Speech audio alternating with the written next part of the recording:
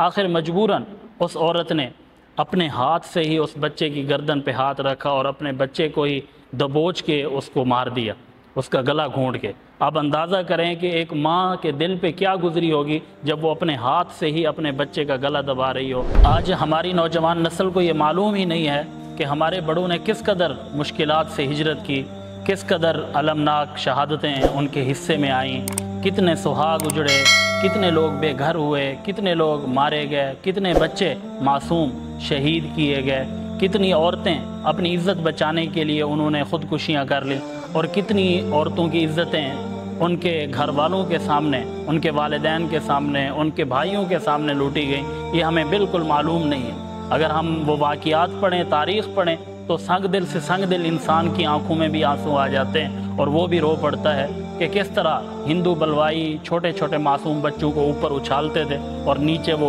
نیزے کی نوک کر دیتے تھے، اور وہ بچے ان کے اوپر گرتے تھے اور ادھر ہی وہ چیخ چیخ کے وہ مر جاتے تھے۔ تو اس طرح کے واقعات سے تو تاریخ بھری پڑی ہے، لیکن ہم 14 اگست کے موقع پہ بس رقص و سرور کی محفلیں قائم کر کے، باجے بجا کے، پٹاخے پھوڑ کے یہ سمجھتے ہیں کہ ہم نے بھی آزادی کا حق ادا کر دیا۔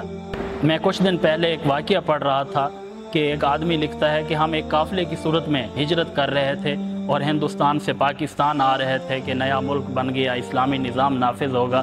تو ایک پورا قافلہ تھا، ہم رات کو سفر کرتے اور دن کو فصل کے اندر، خاص طور پہ کمان کے اندر چھپ جاتے تھے تاکہ کوئی ہندو ہمیں دیکھ نہ لے اور قتل نہ کر ڈالے، مار نہ ڈالیں۔ تو ہم دن کو چھپے ہوئے تھے۔ اب اگست کا مہینہ، حبس کا موسم، اور ان دنوں میں کماد کی فصل کی بھی کوئی اتنی بڑی نہیں ہوتی، زیادہ نہیں ہوتی۔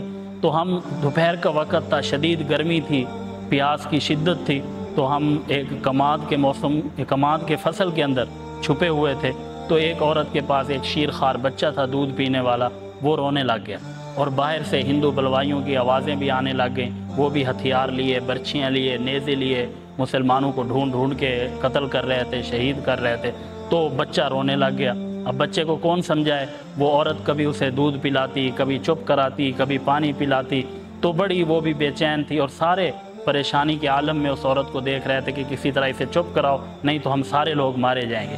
اس عورت نے بڑا زور لگایا، بڑے جتن کیے کہ کسی طرح بچہ چپ ہو جائے۔ بچہ ہوتا ہے، چپ ہونے کا نام نہیں لے رہا تھا۔ آخر مجبوراً اس عورت نے اپنے ہاتھ سے ہی اس بچے کی گردن پہ ہاتھ رکھا اور اپنے بچے کو ہی دبوچ کے اس کو مار دیا، اس کا گلا گھونٹ کے۔ آپ اندازہ کریں کہ ایک ماں کے دل پہ کیا گزری ہوگی جب وہ اپنے ہاتھ سے ہی اپنے بچے کا گلا دبا رہی ہو، اپنے بچے کو مار رہی ہو۔ کیا قیامت کے دن اس ماں کے ہاتھ ہمارے گریبان میں نہیں پہنچیں گے، ہمارے حکمرانوں کے گریبانوں پہ نہیں پہنچیں گے کہ ہم نے تو اس ملک کے لیے اتنی قربانیاں دیں، اپنے بچے اپنے ہاتھوں سے قربان کر دیے، تم نے کیا کیا؟